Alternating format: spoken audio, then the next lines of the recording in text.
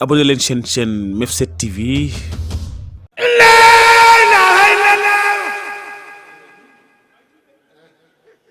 salaamaaleykum Sénégal salaamaaleykum àdduna lii nag bu ngeen ko gisee nee naa leen fu yaatu daa gën fu xat nag moo tax tey ñu tàmm fii ci rond point Yoff du yomb yendu ak ànd ak MFS TV fas yéene leen tegtal sunu émission bi nga xamante ne mooy émission bu bees tudd yendu ak nag bu ngeen ko déggee gaañ yi nee naa leen day émission boo xam ne képp kuy chanteur religieux dana ñëw sa kër chaque weer dana ci tànn kenn ci ñoom ñëw sa kër ànd ak say mbokk say andi jàmm say nit say soxna waxtaan ak ñoom ñu xam lan la ñuy dund ci biir métier bi ñuy def ndax nee naa la way boo ko déggee ñu ci bari seen xel day dem ci musique waaye ñoom teewul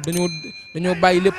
ñëw topp yoonu siraatal mustaqim kon soppee yi nga xam ne ñooy seetaan biir Mef7 TV faw ñu won leen kan mooy werekaan bi kan mooy jànkat bi ak ñi koy jàppale